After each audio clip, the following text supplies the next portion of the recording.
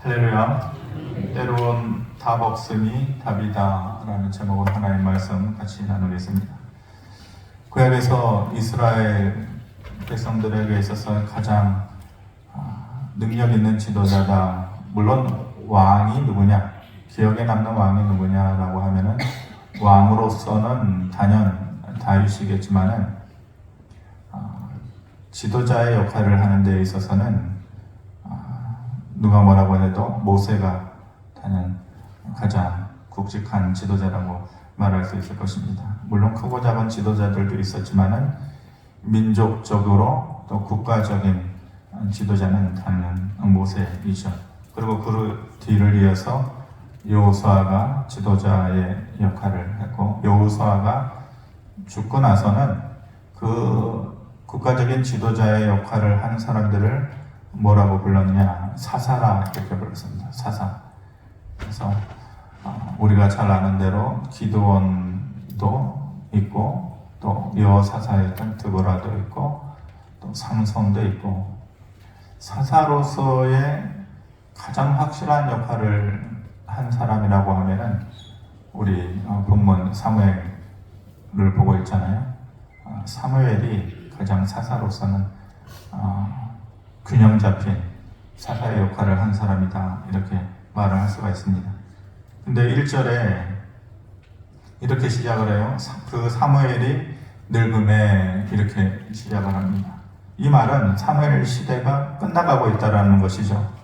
저물고 있고 끝나가고 있기 때문에 새로운 것이 필요하다. 새로운 시대, 새로운 지도자가 필요하다. 이 말을 내포하고 있는 것이죠.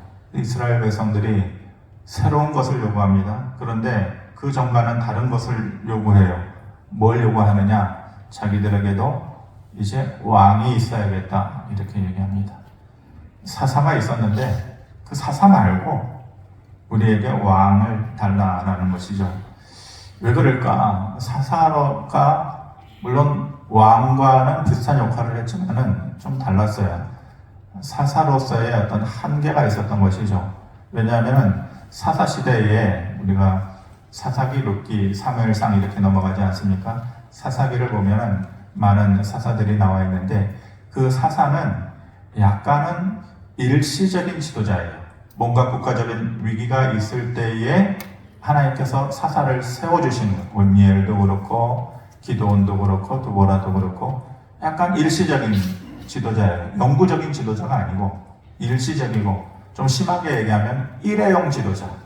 일회용. 그때그때 필요할 때에 세워집니다. 그러니까 사람들이 생각했을 때에 이것은 뭔가 불안하다라는 것이죠. 지속적이지 않은 것이죠. 그리고 주변 나라들을 봤을 때에 가나안 나라들이나 또 이런 주변 나라들을 봤을 때는 이미 이 제도가 정착돼요. 왕정제도, 왕이 있는 것이죠. 강력한 왕정제도를 통하여서 군사적으로 또 외교적으로 주변 나라들에게 그렇게 강한 모습으로 대응하는 것을 보면서 우리에게도 왕이 있었으면 좋겠다라고 얘기를 하는데, 그런데 그것이 단순히 새로운 것을 요구하는 것이 아니에요.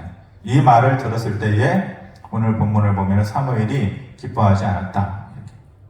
내가 늙었으니까 나를 버리는 거냐, 이런 마음으로 기뻐하지 않은 것이 아니라 하나님의 뜻에서 어긋난 것을 보는 거예요. 그리고 이 사람들이 그렇게 얘기하는 것 안에는 불신앙이라고 하는 것이 깊게 자리 잡고 있는 것이죠. 왜 불신앙이냐? 하나님께서 늘 보호하시고 그들을 인도하셨다라는 생각을 그들은 늘 가지고 있었어요. 물론 부족하고 연약하기는 하지만, 그런데 이제는 그런 의식을 버리겠다는, 하나님께서 우리의 왕으로서 우리를 인도하시고 보호하셨다라고 하는 의식을 이제는 버리겠다, 그런 마음이 깊게 깔려있는 것이죠. 오늘 본문을 8장을 보았지만 그 앞에 보면은 블레셋과의 전쟁이 있었습니다. 물론 지도자로는 사무엘이 나섰죠. 그런데 하나님께서 사무엘의 기도를 통하여서 놀라운 기적을 베푸셨어요. 숫자적으로나 그런 군사적으로나 절대적으로 이스라엘이 불리한 상황이 있었지만 하나님께서 하늘에서 큰 우레를 내리심으로 인해서 기적적인 승리를 보여주셨다라는 것이죠. 그때에 그 사람들, 이스라엘 백성들이 뭐라고 고백을 했냐? 사무엘상 7장 12절에 사무엘이 돌을 취하여 미스바와 셈 사이에 세워 이르되 여호와께서 여기까지 우리를 도우셨다 하고 그 이름을 에베네셀이라 하니라. 우리가 잘 아는 대로 에베네셀이라는 말을 여기서 사용된 것이 하나님께서 여기까지 우리를 도우셨다. 그리고 그것을 누가 하셨냐? 여호와께서. 주체가 분명히 여호와다. 하나님께서 우리의 지도자다. 눈에 보이지는 않지만 하나님께서 우리의 지도자이고 여기까지 인도하신 분이 하나님이시다라는 의식이 있었다. 그러한 고백이 있었다라는 거예요. 그런데 우리에게 이미 하나님께서 왕의 역할을 하고 있는데 새로운 왕을 달라라고 하는 것은 사무엘도 기뻐하지 않았지만 하나님도 기뻐하지 않았다라고 말씀하시는 것이죠. 왜냐하면 너희가 나를 버리기 때문이다. 왕으로서의 역할을 더 이상 인정하지 않는 것 아니냐라고 얘기하는 것이 그들에게 불신앙이 깔려있는 것이 또 하나의 이유는 눈에 보이는 이방 민족들이 있잖아요. 주변의 가나안 민족들, 뭐 블레셋, 또 뭐 아람이라든지 에돔이라든지 보니까 그들에게는 다 왕이 있거든요. 그 왕정 제도가 더 좋아 보이는 거예요. 세상의 제도가 더 좋아 보여요. 하나님께서 가나안 땅에 들이실 때도 또 새로운 땅으로 들이실 때도 하나님께서 항상 경계하신 것이 있어요. 그 뭐냐면은 그 땅의 것을 부러워하지 말아라. 그 땅의 것에 유혹받지 말아라. 그런데 견눈질하고 그 땅의 것을 부러워하고 유혹받을 때 꼭 문제가 생겼어요. 그들에게 아픔의 기억들이 생겨났었어요.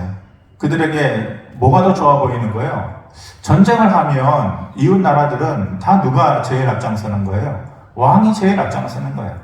갑옷을 입고 투구를 쓰고 긴 창을 갖고 또 앞에는 방패를 가지고 왕이 제일 먼저 앞장서서 진두지휘를 하니까 전쟁에서 이기는 그런 모습을 보였을 때에 우리도 저랬으면 좋겠는데 왜 우리는 그렇지 못하냐? 우리는 왜 그러냐? 우리는 왜 이렇게 보잘것없이 보이느냐? 이스라엘 사람들의 전쟁하는 모습은 어때요? 전쟁할 때 누가 가장 앞서는 거예요? 왕이 앞장서고 설사 왕이 아니더라도 뭔가 왕같이 보이는 뭔가 보암직한 사람이 믿음직한 사람이 제일 앞장서서 진두지휘를 해야 되는데 그 전쟁의 모습이 그게 아니에요. 제사장들이 긴 옷을 입은 제사장들이 법궤를 어깨에다 메고 제일 앞에서 법궤를 이동시키면서 전쟁터로 나가는 거예요. 이게 뭐냐 이게. 우리도 저 사람들처럼 좀 보암직하고 뭔가 믿음직하고 저래야 되는 거 아니야? 긴 칼 옆에 차고 뭔가 그래야지. 힘없어 보이는 제사장들이 법궤를 어깨에다 메고 어떻게 전쟁터로 맨 앞장서가지고 누구에게 용기가 될 것이며 그런 모습이 저 사람들에게 위협적인 모습이 될 것이냐? 아니다. 그렇게 생각하는 거죠. 그러므로 인해서 우리도 왕이 있어야 될 것이다. 이런 유혹에 빠지는 것이죠. 그랬을 때 7절에 이렇게 말씀하십니다. 같이 한번 읽어보겠습니다. 시작. 여호와께서 사무엘에게 이르시되 백성이 내게 한 말을 다 들으라. 이는 그들이 너를 버림이 아니요 나를 버려 자기들의 왕이 되지 못하게 합니다. 이렇게 말씀하십니다. 너를 버리는 것 같이 얘기하지만은 하나님은 꿰뚫고 보시잖아요. 마음을. 결국은 너를 버리는 것이 아니라 나를 버리는 것이다. 그리고 자기들의 왕이 되지 못하게. 과거에는 그렇지 않았는데 이제는 변했다. 저들이 변했다. 내가 자기들의 왕이 되지 못하게 하기 위함이다. 그러면서 한 말씀 더 하시죠. 8절에 보면 내가 그들을 애굽에서 인도하여 낸 날부터 오늘까지 그들이 모든 행사로 나를 버리고 다른 신들을 섬긴같이 내게도 그리하는도다. 이렇게 말씀하십니다. 애굽에서 인도하여 낸 처음부터 오늘까지 모든 행사라고라는 말이 뭐예요? 항상 그랬다는 거예요. 항상 그랬다. 저들의 마음 가운데는 내가 왕이 아니었다. 항상 그랬다. 언제나 그랬다. 겉으로는 나를 찾고 내 이름을 부르고 제사를 드리고 그렇지만은 저들에게는 내가 왕이었다. 아니었다. 늘 그랬었다. 그러니까 하나님의 이 아픔이 이 말에 들어있는 거죠. 내가 저들을 만들고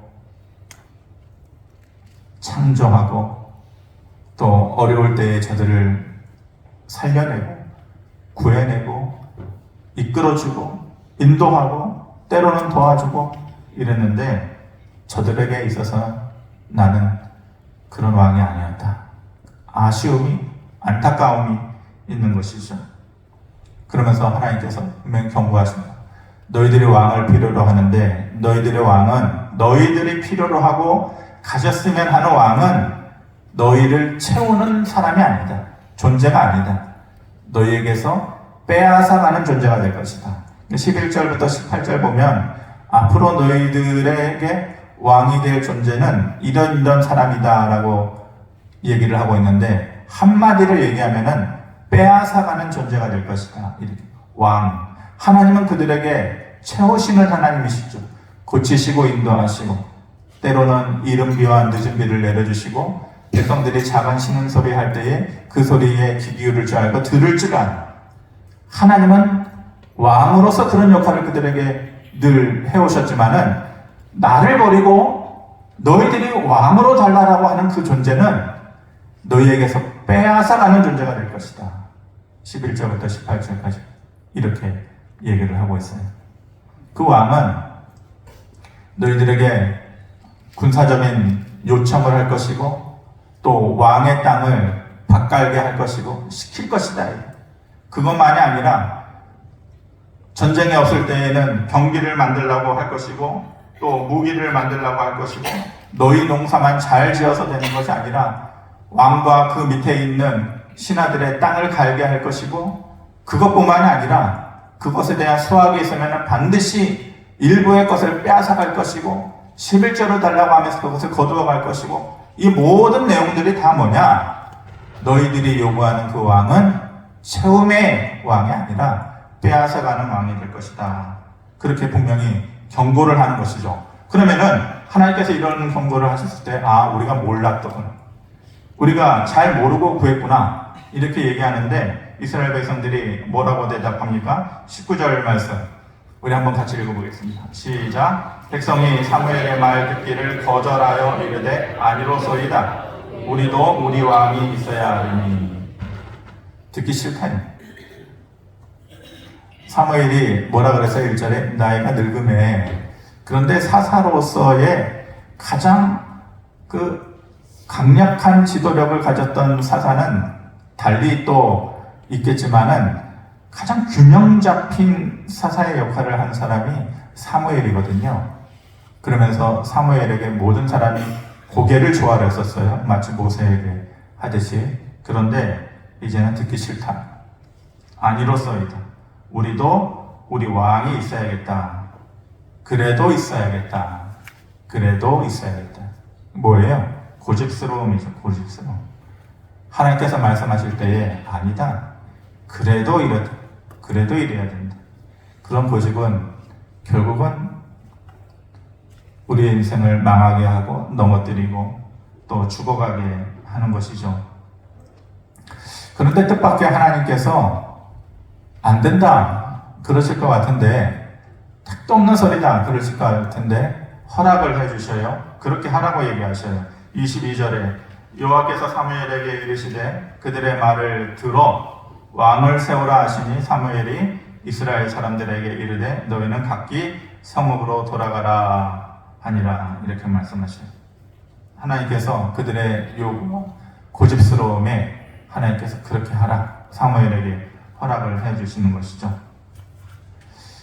결국은 어떻게 됐어요? 그 이후로 우리가 오랜 시간과 역사의 흔적을 통해서 알지만은 이스라엘에 왕이 있었어요. 또 이스라엘이 둘로 나누어지고 북이스라엘과 남유다로 되어졌을 때에 39명의 왕이 있었어요. 제대로 된 왕이 거의 없었어요. 다 그들에게 하나님께서 경고하신 대로 빼앗아가는 왕이었고 아픔을 주는 왕이었고 잘못된 길로 인도하는 그런 왕이었고 백성들의 눈을 멀게 하는 그런 왕이었죠. 하나님께서 경고하신 대로 그대로 되어진 것이에요. 그러니까 그 모든 것을 종합해보면 22절에 하나님께서 그렇게 해라. 사무엘에게 그들의 말을 들어주어라 하고 한 것은 하나님의 응답이 아니에요. 하나님의 포기죠. 하나님이 그렇게 응답해 주신 것이 아니라 그렇게 해주어라 라고 하는 것은 응답의 차원에서 해준 것이 아니라 포기의 차원에서 그렇게 하라라고 얘기하신 것입니다. 때로 우리가 하나님 앞에서 이런저런 것들을 요구하고 또 기도하고 간청을 합니다. 물질을 구하기도 하고 다 모든 사람들이 살아가면서 거의 다 똑같죠. 비슷해요. 크게 다를 거 없어요. 때로는 어려운 가운데에서 당장 우리를 좀 건져내 달라 그렇게 요구하기도 하고 때로는 성공을 또 요청하기도 하고 누구보다도 지금 당장 나한테 그렇게 해달라 간절하게 구하죠. 있는 힘껏 다해서 그런 구하죠. 그런데 그렇게 하면서 다 이유가 있어요. 명분이 있어요. 하나님께서 당장 그렇게 해주셔야 되는 이유가 이러이러합니다. 다 이유가 있어요. 그러니까 당연히 그렇게 되어져야 된다. 내가 말한 대로, 내가 요청한 대로, 기도하는 대로 당연히 이유가 있으니까 그렇게 해주셔야 된다. 그러면서 우리가 하나님 앞에 요구하죠. 그런데 답이 없어요. 오랜 기간 동안 반복해서 그렇게 해도 답이 없는 거죠. 그것이 힘들고 우리를 어렵게 하고 큰 실망과 낙심 가운데로 우리를 몰아세우는 거죠. 제가 왜 이 설교를 할 때에는 다 그때그때의 말씀에서 깨달아지는 것이 있었을 때에 설교 내용을 초안을 잡기도 하고 그게 두 가지인 것 같아요. 순전히 말씀을 보다가 깨달아질 때 또 하나는 그냥 뭔가 순간 깨달아질 때 그때에 이제 설교를 준비할 때 새벽에 강단에 이렇게 앉아 있는데 기도가 되지가 않다. 그럼 기도라고 하는 것이 늘 말이잖아요. 사람과 사람을 만나서 말할 때에 물론 그냥 막 홍수 터지듯이 그냥 막 늘 이렇게 말 잘하는 사람도 있지만 늘 그런 것은 아니니까. 그래서 답답한 마음에 이렇게 앉아 있는데 갑자기 이게 떠오르더라고요. 이 생각이 떠오르더라고요. 그러니까 무념으로 아무 생각 없이 그냥 앉아 있었는데 이 생각이 갑자기 떠오르더라고요. 신앙생활 하면서 또 여기 봉성교회에 와서 많은 기도를 했죠. 새벽마다 빠지지 않고 기도하는 내용들도 있었고 물론 응답들도 많이 있었어요. 돌이켜보니까 정말 어려운 일인데도 그렇게 되어졌을 때에 기뻤었던 일이 있었고 정말로 하나님께서 이렇게 역사해 주시는구나 하는 걸 깨닫게 되는 때도 있었는데 반면에 정말 간절했는데 이루어지지 않은 일들이 더 많았던 것 같아요.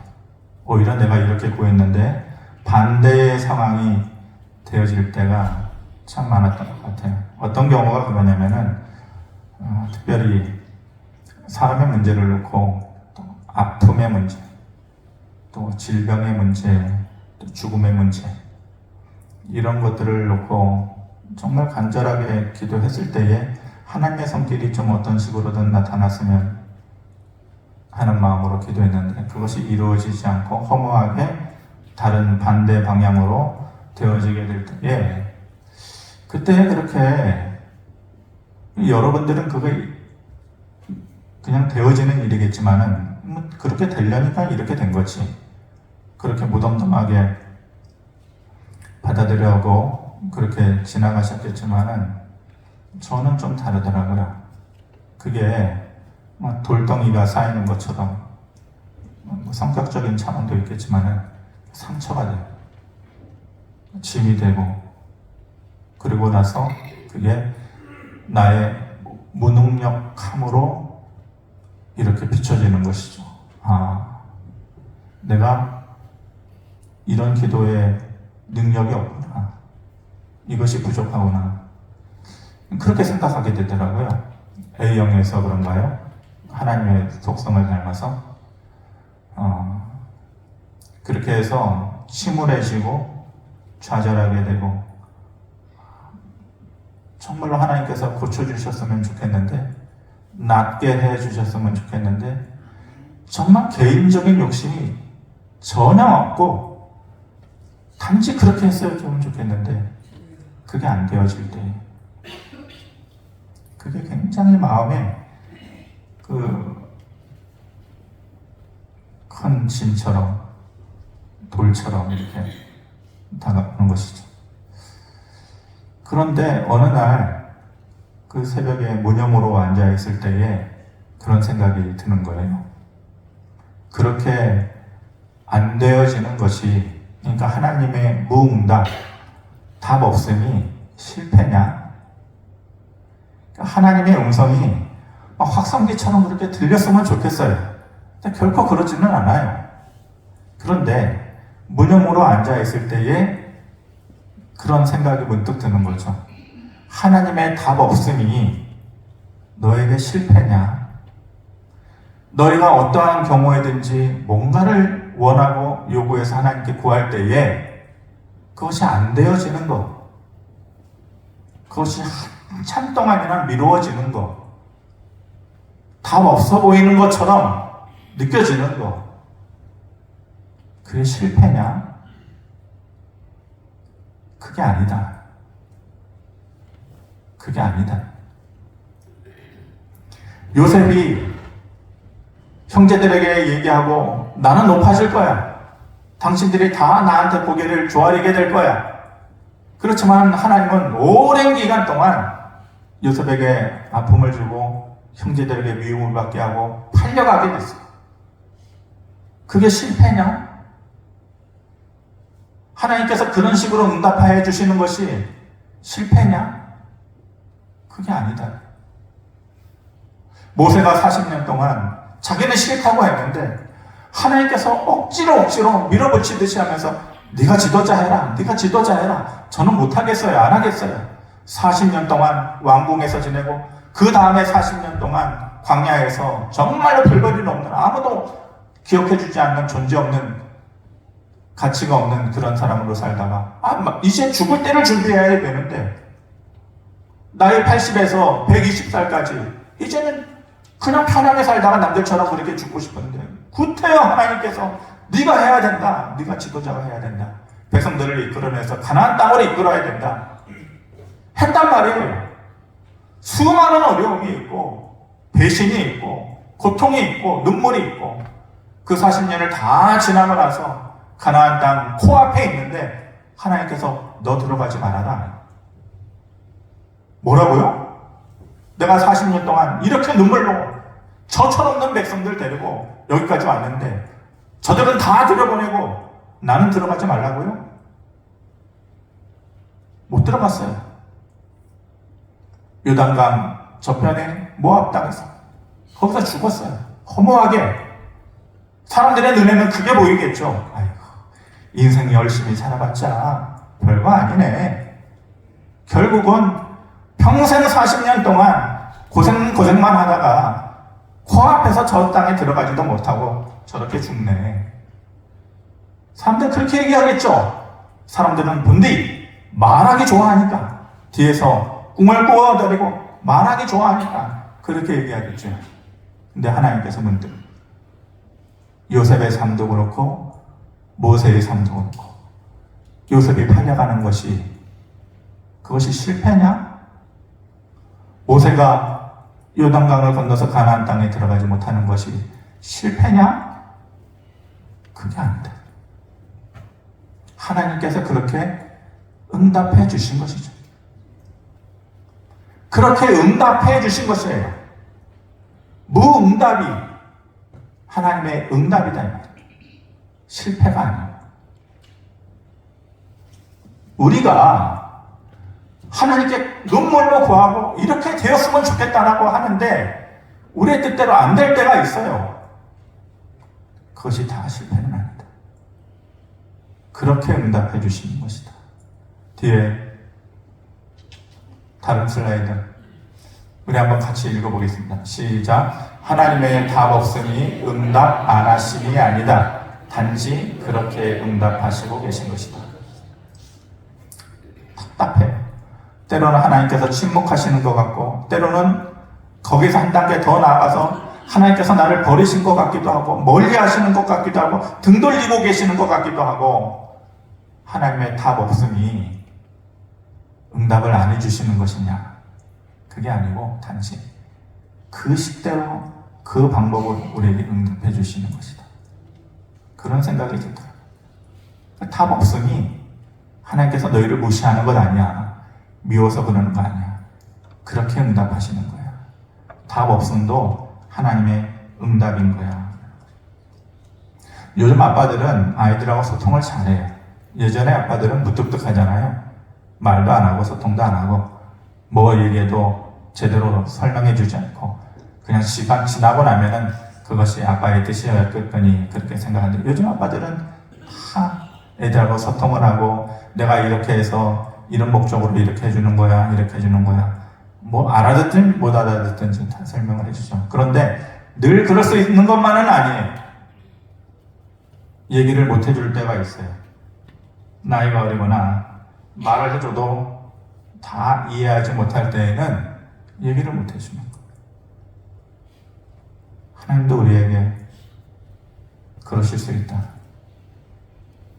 하나님도 우리에게 다 얘기해주지 못할 그런 사정이 있으셔서 때로는 무응답으로 응답하실 때가 있다라는 생각을 하게 되면서, 마지막으로 로마서 8장 32절, 그럼에도 불구하고 하나님의 본 뜻은 이것이다라고 이 로마서 8장 32절, 38절, 39절 말씀이 떠오르더라고요. 우리 한번 천천히 읽고서 말씀을 좀 마무리하도록 하겠습니다. 32절 말씀 같은 부분이다. 시작. 자기 아들을 아끼지 아니하시고 우리 모든 사람을 위하여 내주신 이가 어찌 그 아들과 함께 모든 것을 우리에게 주시지 아니하겠느냐. 내가 확신하노니 사망이나 생명이나 천사자들이나 권세자들이나 현재일이나 장래일이나 능력이나 높음이나 깊음이나 다른 어떤 피조물이라도 우리를 우리 주 그리스도 예수 안에 있는 하나님의 사랑에서 끊을 수 없으리라. 아멘. 아들을 아끼지 아니하시고 우리에게 모든 것을 주신 분이 아들과 함께 모든 것을 주시지 않겠느냐. 하나님의 본 마음이다. 하나님의 답 없음은 너희가 미워서 그런 거 아니야. 그 답 없음이 너희에게 결코 실패만은 아니야. 단지 그렇게 응답해 주시는 거야. 늦어짐은 있어도 끊어짐은 없다. 늦어짐은 있어도 끊어짐은 없다. 마지막에 39절에 하나님의 사랑에서 이 모든 것을 우리에게 끊을 수 없으리라. 아무리 높은 것이라 할지라도, 권력 있는 것이라 할지라도, 능력 있고 그것이 행여 사망이 될지라도, 어떤 피조물이라도 그리스도 예수 안에 있는 그 하나님의 사랑에서 우리를 끊어낼 수는 없다. 결코 그럴 수 없다. 그럴 수 있는 것이 이 세상에는 존재하지 않는다. 늦어지는 것은 있어도 끊어지는 것은 없다. 우리가 살면서 안 되는 것이 있어요. 내가 바라는 대로 안 되고 실패하고 안 되고 실패하고. 근데 그것이 반드시 실패만은 아니다. 하나님께서 그렇게 응답하십니다.